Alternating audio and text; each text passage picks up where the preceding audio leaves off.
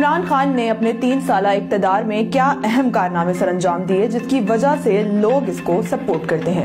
آئیے اس ویڈیو میں آپ کو بتاتے ہیں۔ انڈیا کو کہا منہ توڑ جواب دوں گا، اگلے دن انڈیا کے 2 جہاز گرا دیے اور پائلٹ کو گرفتار کر کے دنیا کے سامنے جرأت کا مظاہرہ کیا۔ اس نے کہا تھا میں ڈرون اٹیک نہیں ہونے دوں گا، اس کے دور میں کوئی ڈرون اٹیک نہیں ہوا۔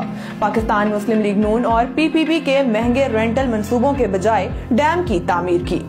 ایکسپورٹ کو فقط 3 سالوں میں $21 بلین سے بڑھا کر $38 بلین کر دیا۔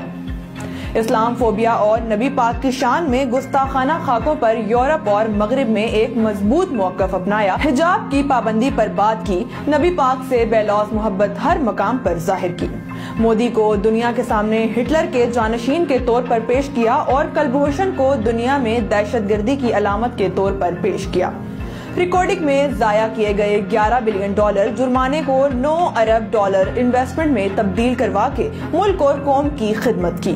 پی آئی اے کو خسارے سے نکال کر منافع کی طرف گامزن کیا۔ ٹیکسٹائل کی تباہال انڈسٹری کو بہتر کیا، ایکسپورٹ کو $20 ارب تک لے کر گیا جو کہ گزشتہ حکومتوں میں فقط 9 سے $10 ارب تک محدود ہو کر رہ گئی تھی۔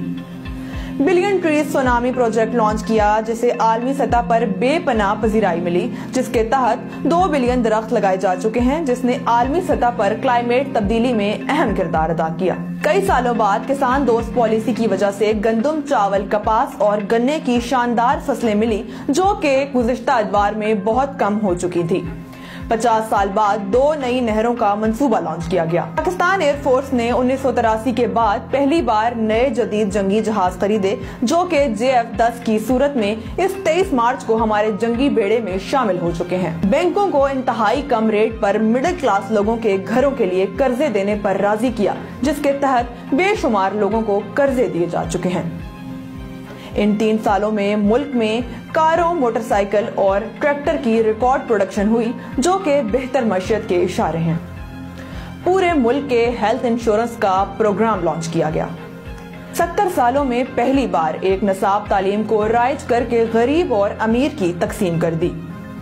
سٹیزن پورٹل سے عام شہری کو وزیر اعظم تک براہ راست رسائی دی، جس سے اب تک 45 لاکھ لوگوں کے مسائل بر وقت حل ہوئے۔ ٹرمپ کو ٹویٹر پر انتہائی سخت جوابات دیے اور اس کے بعد اسی ٹرمپ کے اسٹیٹ مہمان کے طور پر امریکہ کا دورہ کیا۔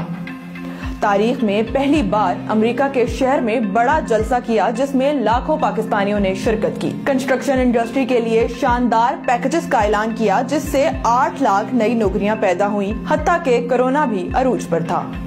امریکہ افغانستان کی جنگ کا بہترین خاتمہ کیا، غیر ملکی زر مبادلہ کو $19 بلین سے بڑھا کر $31 بلین تک لے گیا۔ ملکی خود مختاری کا سودا ہرگز نہ کیا اور عالمی طاقت کو ایبسولوٹلی ناٹ کہا، جہاں ہمارے سابق حکمران فقط ایک فون کال پر لیٹ جایا کرتے تھے۔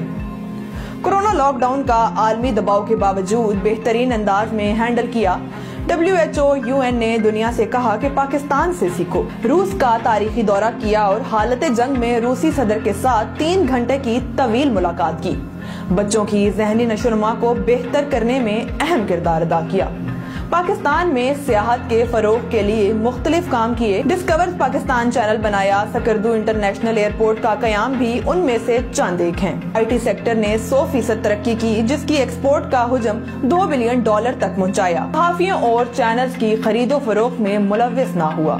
تاریخ میں پہلی بار اوورسیز پاکستانیوں کو براہ راست پاکستانی بینکوں تک رسائی دے کر $3 بلین کی انویسٹمنٹ روشن ڈیجیٹل اکاؤنٹ کے ذرائع پاکستان